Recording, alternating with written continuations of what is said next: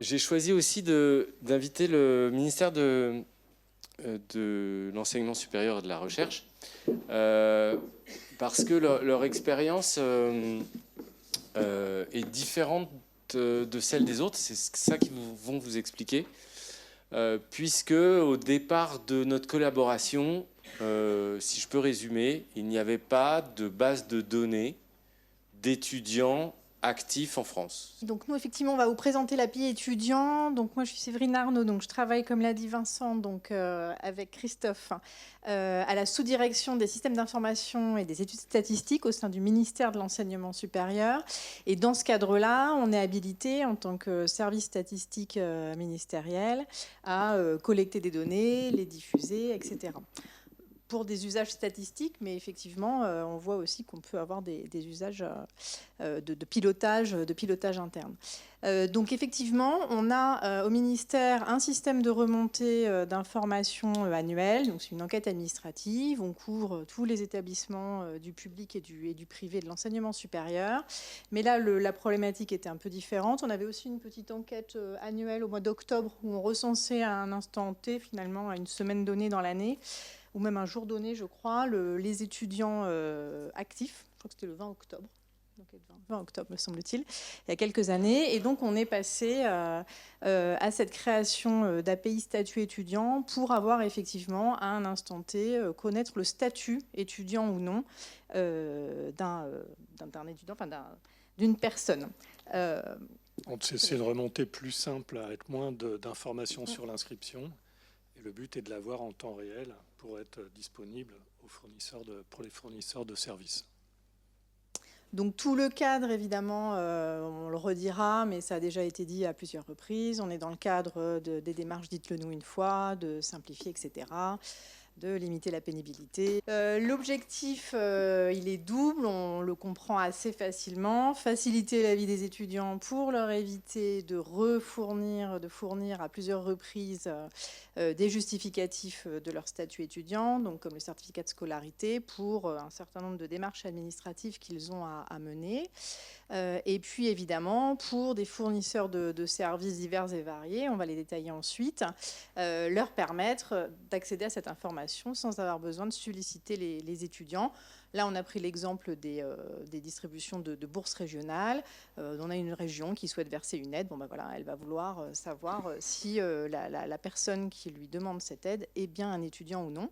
Avec une particularité, on va revenir sur le mode d'alimentation de ce statut étudiant, mais avec une particularité où on va être dans une démarche où, si on a une réponse positive de notre API sur le fait que l'étudiant est bien un étudiant, c'est bon. Si ce n'est pas le cas, ça ne veut pas dire qu'il n'est pas étudiant. Voilà, on a un point d'interrogation. En revanche, ça certifie, quand on répond oui, ça certifie le fait qu'il est étudiant. Mais on n'a pas l'info exhaustive. Et s'il n'est pas étudiant, du coup, il doit continuer à fournir une pièce justificative, une copie de sa carte étudiante ou d'un certificat d'inscription. Mais en tout cas, pour ceux qui sont référencés, ça simplifie énormément les démarches. On a des faux négatifs et effectivement, on est dans un cas où on a une API qui existe, mais qui ne détient pas l'ensemble de la population qu'elle devrait... On va limiter, mais pas répondre à l'ensemble des... On aimerait bien être exhaustif, mais bon, des formations étudiantes, des organismes qui en fournissent, il en meurt un peu tous les ans. Et en plus, il n'y a pas d'obligation formelle, juridique, dont tu en parlais, je crois. Oui, on va y revenir, mais effectivement, comme tu le disais, hein, on n'a pas l'information native, on la collecte, donc de ce fait-là, on a un peu plus de bruit autour de cette information. Alors, comment ça fonctionne, hein? Donc, effectivement, on a un intermédiaire, forcément les établissements du supérieur. Donc, on a un échange de données entre les différents établissements et donc nous, au ministère, qui nous remonte des inscriptions étudiantes. On prend en charge, donc on a un concentrateur Subdata, donc on prend en charge toutes ces données d'inscription. Je vais le réexpliquer après, mais on a aussi une étape de vérification pour le coup de ces données d'état civil par un autre référentiel étudiant qu'on a au ministère qui s'appelle INES. Et puis de l'autre côté, une fois qu'on a récupéré ces informations, on va les mettre à disposition des fournisseurs de services, là encore en prenant en charge un certain nombre d'étapes comme l'analyse juridique, l'interface avec les API, le support technique, etc.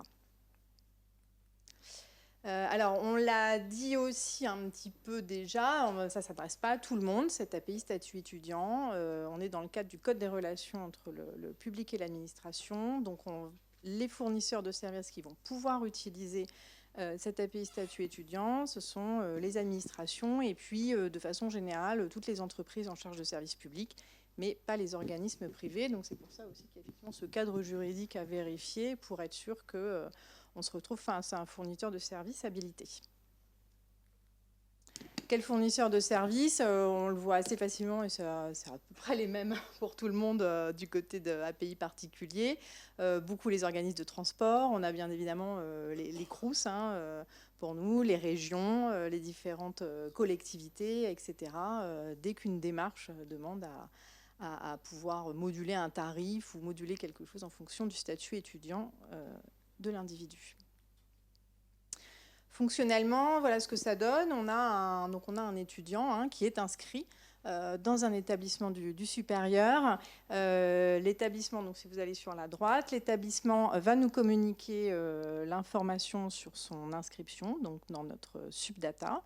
En parallèle, si l'étudiant n'a pas d'immatriculation, on va demander au répertoire INES qui permet de générer tous les identifiants, qui permet d'obtenir les identifiants nationaux de l'enseignement supérieur. S'il n'a pas d'immatriculation, on va générer une. Si l'étudiant existe, on va vérifier son INE et ses données d'état civil d'identité pour certifier son statut étudiant, mais son existence en fait. D'ailleurs, excusez-moi de vous couper, mais vous avez fait un énorme travail pour mettre en adéquation les identités d'INES avec celles de France Connect, me semble-t-il. Alors, il y a des recoupements basés sur les données d'état civil. Oui. Effectivement, qui sont des sujets pas simples, surtout par rapport à certains cas d'homonymes, certaines saisies aussi qui peuvent... pour des étudiants étrangers, par exemple, qui peuvent prêter à la confusion entre le nom d'usage, le nom de famille, même des fois les prénoms, le renseignement des prénoms, tout ça. Je les interroge là-dessus, puisque nous, on a un accès, on propose 2 modalités d'accès, enfin pour le coup 3 pour l'API étudiant. Un fournisseur de services peut nous appeler en disant je veux savoir si Vincent Mazaleg, né le 25, etc., à Neuilly-sur-Seine, est bien étudiant. Deuxième possibilité, j'ai le droit de manipuler l'INE. Je peux utiliser l'INE, donc cet identifiant propre à l'enseignement, et j'interroge avec l'INE. Ou alors, c'est un service en ligne avec France Connect. Et du coup, avec France Connect, la mécanique, c'est que ce sont les données d'identité de France Connect qui vont être transmises donc au fournisseur de données, qui devra appareiller ces données avec les données qu'il a en base. Et du coup, on va dire la propreté des données stockées dans le référentiel subdata qui est issu finalement des données INES est très importante pour pouvoir faire en sorte que cet appariement fonctionne. Et c'est des problématiques qu'on rencontre avec l'ensemble de nos fournisseurs de données pour arriver à faire en sorte qu'on puisse faire des API qui fonctionnent avec France Connect. Voilà, parce qu'on a un identifiant national étudiant, l'INE, mais qui ne peut être utilisé que dans la sphère de l'enseignement supérieur. Donc, dès lors qu'une administration n'est plus dans l'enseignement supérieur, même si elle a besoin du statut étudiant, elle ne peut pas utiliser cet INE. On est obligé de passer par les données d'état civil. Donc, ça concerne France Connect et puis pas mal d'administrations qui utilisent le statut étudiant. Et pour information également, là, on est en période d'inscription étudiante, donc on a une cellule au sein de notre département, un pôle qui gère justement le pôle INES, qui gère tous les sujets autour de l'INE.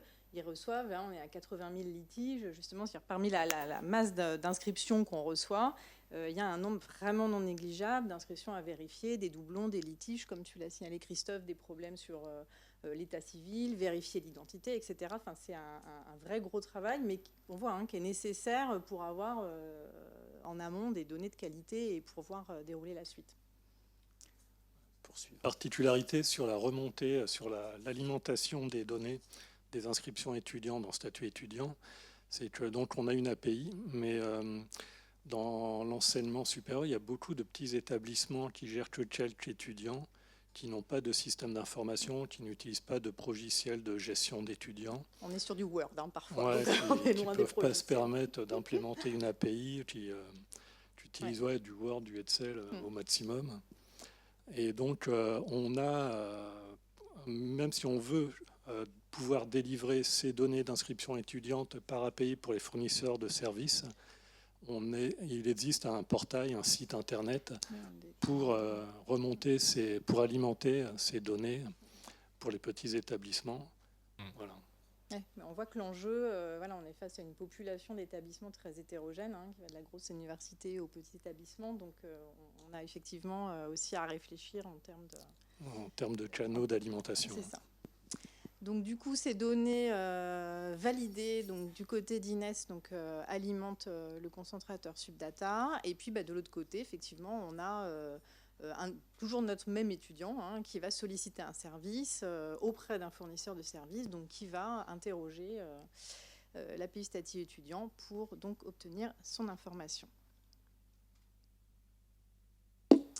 Alors, quel cadre organisationnel? C'était dans ta checklist. Oui, on a fait un petit topo, c'est pas forcément très, très passionnant, mais enfin, voilà, on a une comitologie, comme tout le monde, au ministère. On a une maintenance avec un groupement d'intérêt public RENATER, on a des comités de pilotage, mais surtout, la difficulté qu'on a, c'est clairement des ressources dédiées très, très limitées. On fait ça un peu en plus et en fait, je pense qu'il faudrait beaucoup plus investir sur ce sujet-là. Et notamment, on voit qu'en fait, on a un vrai sujet de communication, alors des deux côtés, et du côté des établissements qui nous fournissent l'information et du côté des fournisseurs qui veulent accéder à l'information pour se faire connaître. Mais bon, merci à pays particuliers, forcément. Mais pour alimenter, comme on l'a dit, on a beaucoup d'établissements dans le supérieur et pas d'obligation stricte à alimenter. Donc, en fait, c'est sur le bon vouloir. Et donc, il faudrait qu'on se transforme en VRP un peu plus régulièrement, ce qu'on ne fait pas assez probablement. Oui, là-dessus, on comptait sur l'utilisation locale de l'API particulier pour avoir un effet d'entraînement. Oui. Typiquement, Rennes veut utiliser l'API particulier, donc Rennes pourrait informer l'ensemble des établissements de son bassin en disant contribuez à l'API, enfin pas particulier, à l'API étudiant, pour que vos étudiants puissent avoir des démarches facilitées. Mais dans les faits, ça nécessite quand même énormément d'huile de coude que collectivement on n'a pas forcément. Et puis du suivi, parce que même si une fois ils remontent les inscriptions, l'année d'après ils oublient, il n'y a pas au moindre petit bug. Ouais, ou alors. Donc c'est un peu de travail de longue haleine.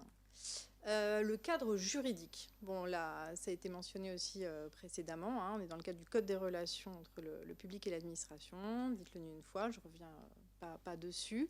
On est bien sûr les administrations et entreprises à charge de services publics, donc qui peuvent accéder aux données. Donc tout ça est très, très cadré.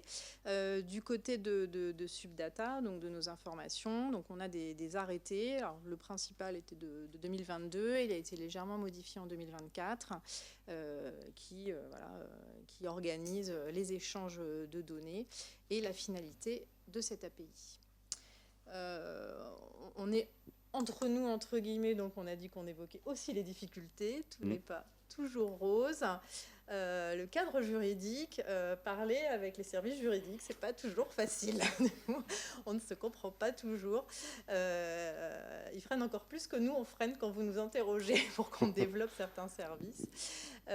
Donc, on l'a dit, on couvre l'ensemble des établissements du supérieur. Là où on nous embête un peu en ce moment du côté juridique, c'est sur le niveau le niveau juridique nécessaire pour encadrer l'API statut étudiant. On est sur un arrêté actuellement, ils veulent passer sur des décrets, donc ce qui est beaucoup plus contraignant, pour la simple et bonne raison qu'on couvre l'ensemble des établissements du supérieur, donc y compris le secteur privé. Et en fait, le ministère a tutelle de l'enseignement supérieur sur un certain nombre d'établissements et pas sur le privé, même si l'actualité plus que récente montre qu'il y a un certain nombre d'actions et de législations en ce moment autour de la régulation de l'enseignement privé. Donc voilà, on a des petites discussions autour de ça en ce moment. Ils nous ont un peu challengé aussi sur la véracité des données justement qui remontent du privé notamment, en disant mais vous collectez une information sur ce statut étudiant, est-ce qu'elle est fiable? Est-ce qu'on peut vraiment s'appuyer dessus? Alors, peut-être que pour une carte RATP, c'est peut-être pas très grave si on se trompe. Pour d'autres services, ça peut être un peu plus gênant.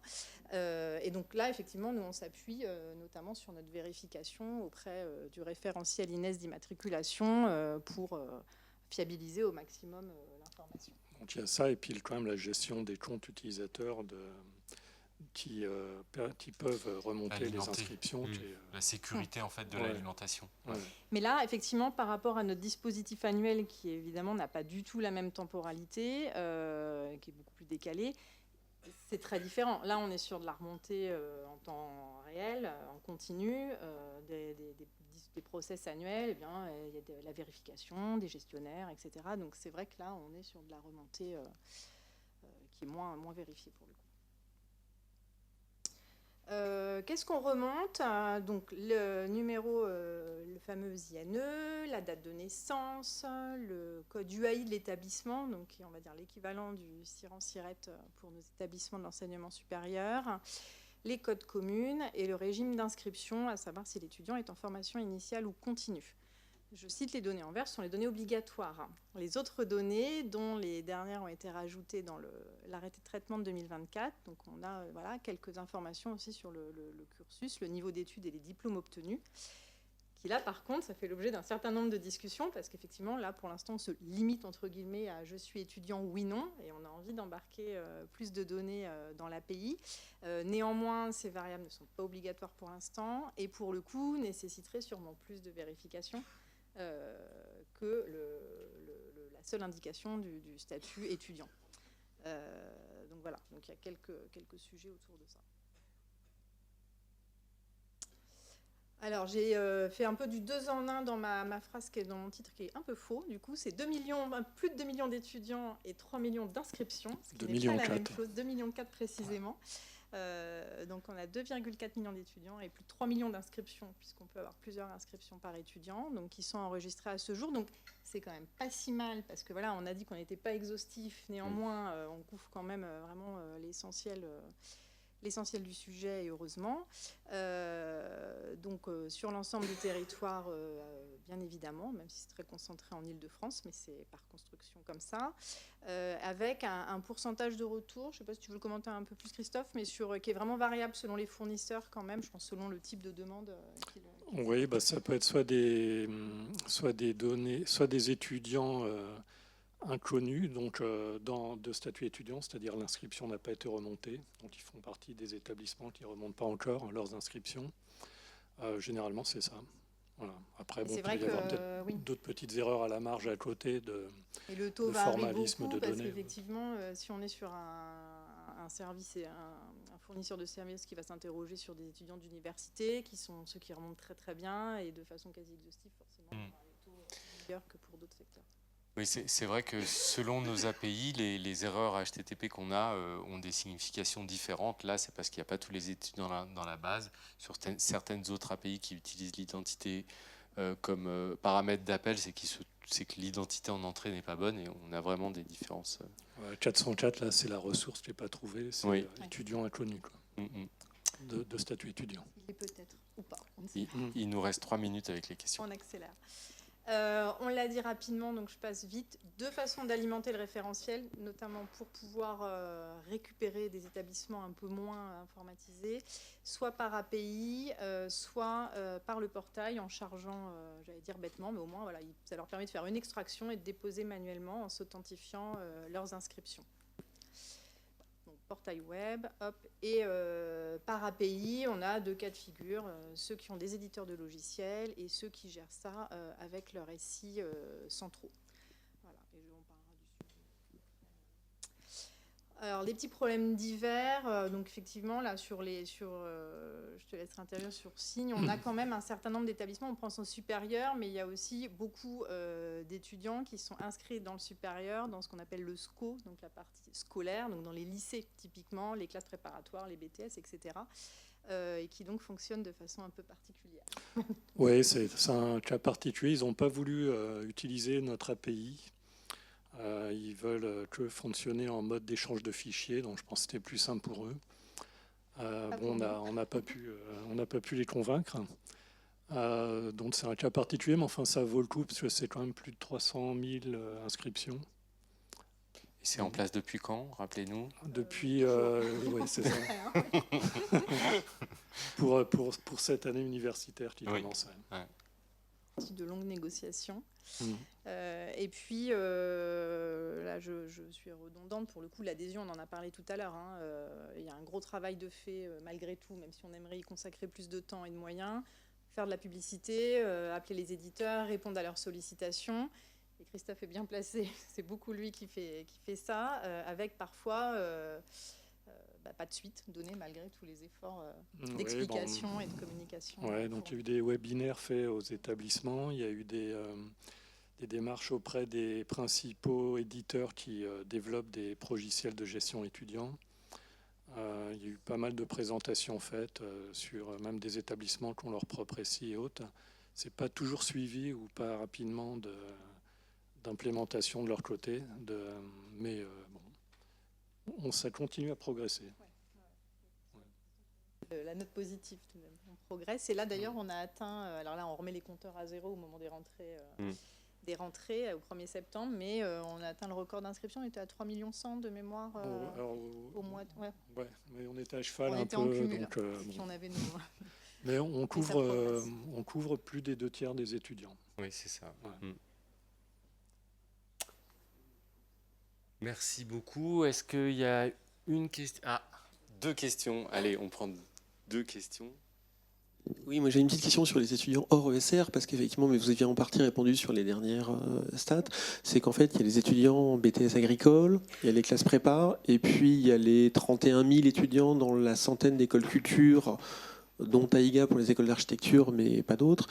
Et on a l'impression que oui, vous acceptez, mais qu'en fait, peut-être de notre côté, ce serait, il n'y a pas assez d'exigences, de demande, autrement dit, de pilotage de votre côté pour nous arracher des données qu'on est prêt à donner, mais pas si, on n'a pas les peut-être la motivation ou pour porter le sujet en fait, qui pour nous paraît tout petit, alors qu'en fait participer à un plus grand projet interministériel avec une demande interministérielle, c'est plus facile, c'est plus emballant, c'est plus motivant peut-être. Donc la question c'est qu'est-ce que vous faites comme communication, qu'est-ce que vous allez faire pour cette année, parce qu'il y avait eu des échanges avec Marielle Crissement l'an dernier, ensuite je sais pas trop, mais on voit qu'on progresse. Donc ma question c'est pour les écoles culture, est-ce que vous avez demandé des choses, parce qu'on est certainement prêt à vous les donner si vous les demandez, mais sinon effectivement le côté c'est on entend la proposition de soutien de votre part, c'est très gentil. Ouais, si vous pouvez communiquer auprès de tous ces établissements. Là. Vous citiez Taïga, typiquement, oui. Eux, on leur a présenté l'API. Oui, ça a été fait. Ouais. Je ne suis pas sûr je ne crois pas qu'ils l'aient implémenté. Là, parce que c'est en train de migrer, non? Ils sont pas oui, peut-être qu'ils ont fait, je ne sais pas, je sais plus. Ah, d'accord. D'accord.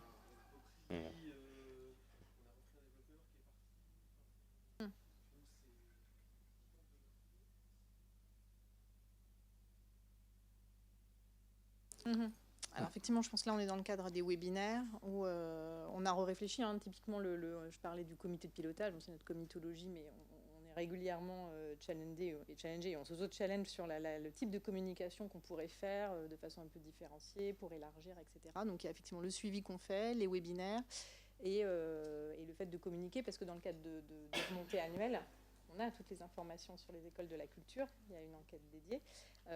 Donc voilà, on pourrait peut-être essaimer aussi un peu plus et plus communiquer à ces occasions-là. Allez, une question. Oui, j'ai une question cas d'usage, mais c'est pour bien comprendre. Le cas d'usage, c'est que je suis parent d'étudiants. Et donc, jusqu'à présent, pour les abonnements imaginaires, le demi-tarif, je me logue, moi, sur mon compte Transilien. Je télécharge le bulletin d'inscription du gamin, croc, et puis, au bout de quelques jours, j'ai mon imaginaire. Est-ce que ça veut dire que demain, c'est le gamin qui fait, parce qu'il a une espèce d'identité étudiant, je dirais, avec un portail, et donc il faut qu'on communique par SMS pour dire moi je suis là, la plateforme, etc. Parce que le parent, c'est le parent qui paye à la fin et c'est lui qui est en relation financière. Je l'ai fait hier pour mon fils qui est étudiant, et donc dans le parcours que j'ai fait, on m'a proposé, puisque effectivement c'est moi qui commande le pass Navigo de mon fils, on m'a proposé soit de joindre une pièce justificative, soit d'utiliser l'API étudiant. Donc du coup, c'est intégré dans le parcours et j'ai pas eu à fournir de pièce justificative. Et oui. On est le 3 septembre, hein, c'est pas pour rien. Ah, parce que pour l'instant la base est vide. La base a été réinitialisée au 1er septembre. 1er septembre. Le 1er septembre, on purge et il y a des inscriptions qui sont encore en cours d'intégration par les établissements en fait. Mais pas rien. Oui, vous avez avec l'API étudiant, mais c'est aussi le cas pour l'API scolarité du ministère de l'Éducation nationale. On est sur des données qui sont, alors pour l'API étudiant, qui ne sont pas complètes, et en plus, qui ont une durée de vie limitée, qui ont une durée de vie d'1 an. Donc chaque année, il faut recharger la base, ce qui veut dire qu'en début d'année, on n'a pas toutes les données, et qu'en milieu d'année, on commence à avoir tout. Donc c'est imparfait, on le sait, et d'ailleurs, on dit à nos fournisseurs de services, prévoyez que ça soit imparfait, c'est-à-dire prévoyez un parcours où l'API répond, et on sait qu'on va couvrir X% du besoin, et il y a un parcours dérogatoire.